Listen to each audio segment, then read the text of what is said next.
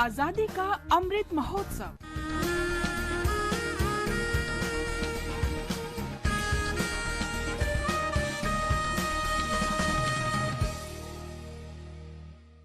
आजादी का सफर आकाशवाणी के संग।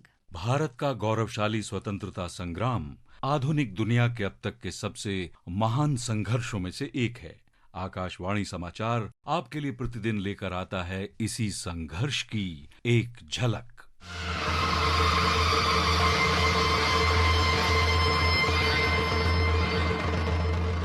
आज की कड़ी में हम महान स्वतंत्रता सेनानी वासुदेव बलवंत फड़के की जयंती मनाते हैं।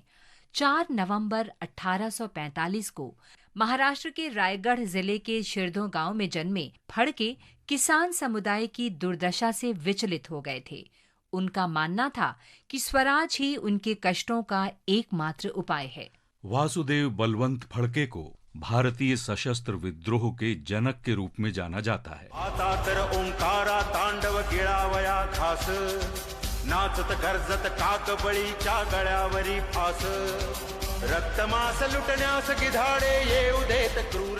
फड़के पुणे में सैन्य वित्त कार्यालय के कर्मचारी थे। इसके बावजूद 1870 के दशक के मध्य में वहाँ की सड़कों पर थाली और करछुल के साथ घूमते थे। उस दौरान वे कहा करते थे कि हमारा देश स्वतंत्र होना चाहिए और अंग्रेजों को बाहर किया जाना चाहिए। रविवार के दिन वो जनता को संबोधित करने के लिए पनवेल, पलासपे, तसगांव और नरसोबाचीवाड़ी के आसपास के क्षेत्रों का दौरा करते थे। फड़के पहले भारतीय थे जिन्होंने अंग्रेजों को हटाने के लिए राजनैतिक जागरूकता के लिए इस प्रकार की यात्राएं की। श्वासानोजा वायू संगे ओलांडून भिंत, अन आईला कळवा अमुच्या हृदयातील खंत। 20 फरवरी 1879 को फड़के और उनके सहयोगियों विष्णु गर्दे, गोपाल साठे, गणेश देवधर और गोपाल हरि कर्वे ने पुणे से 8 मील उत्तर में लोनी के बाहर अपने 200 मजबूत सदस्यों वाले संगठन की घोषणा की। फड़के की टीम ने मुंबई के आसपास और बाद में कोंकण क्षेत्र में साहसपूर्ण कार्रवाइयां भी की। करता जय जयकार क्रांतिका, करता जय जयकार। मई 1879 में फड़के ने ब्रिटिश सरकार की शोषणकारी आर्थिक नीतियों की निंदा करने वाली अपनी प्रसिद्ध घोषणा जारी की। उद्घोषणा की प्रतियां राज्यपाल, कलेक्टरों और अन्य सरकारी अधिकारियों को भेजी गई थीं। 3 जून 1879 को लंदन से प्रकाशित द टाइम्स ने फड़के पर एक लंबा संपादकीय प्रकाशित किया। बाद में जब अंग्रेजों ने अपनी पकड़ मजबूत कर ली तो फड़के महाराष्ट्र से भाग गए और निजाम की सेना में रोहिला और सिखों के साथ एक नई क्रांति को पुनर्गठित करने की कोशिश की। लेकिन 20 जुलाई 1879 को उनकी गिरफ्तारी के साथ ही उनकी ये योजना विफल हो गई। फड़के को यमन में अदन की जेल भेज दिया गया क्योंकि अंग्रेजों को उनकी गिरफ्तारी पर भारतीय जनता की प्रतिक्रिया का डर था। 17 फरवरी 1883 को भूख हड़ताल के दौरान फड़के की मृत्यु हो गई। फड़के का जब निधन हुआ तब उनकी आयु केवल 37 वर्ष थी। उन्होंने भारत की स्वतंत्रता के लिए गठित सशस्त्र आंदोलन का मार्ग प्रशस्त किया।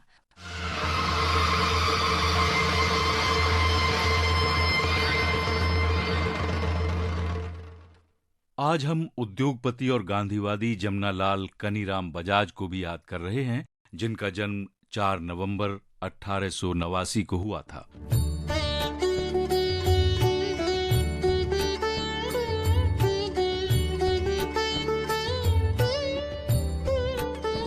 1920 के दशक में बजाज कंपनी समूह की स्थापना करने वाले जमनालाल बजाज महात्मा गांधी के करीबी सहयोगी थे। गांधी जी अक्सर कहा करते थे कि जमनालाल तो उनके 5वें सुपुत्र हैं।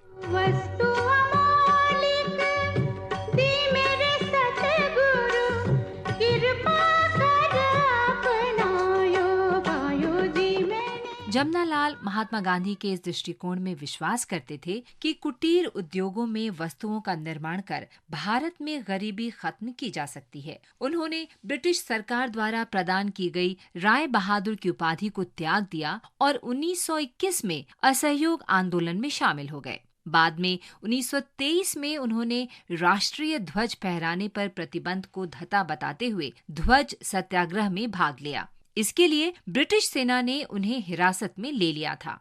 उन्होंने अपने गृहनगर वर्धा में हिंदू मंदिरों में तथाकथित पिछड़ी जातियों के प्रवेश पर रोक को समाप्त करने के लिए लड़ाई लड़ी। रूढ़िवादी हिंदू पुजारियों और ब्राह्मणों ने उनका विरोध किया, तो उन्होंने 1928 में वर्धा में तथाकथित पिछड़ी जातियों के लिए अपना पारिवारिक मंदिर लक्ष्मी नारायण मंदिर खोल दिया।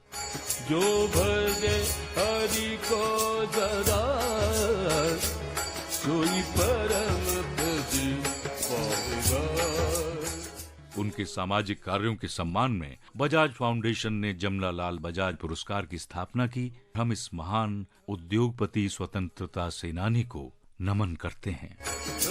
भजे हरि को जरा सोई परम भजी पावेगा। इसके साथ ही आजादी का सफर आकाशवाणी के संग श्रृंखला का ये अंक समाप्त हुआ। मिलते हैं कल अगली कड़ी में।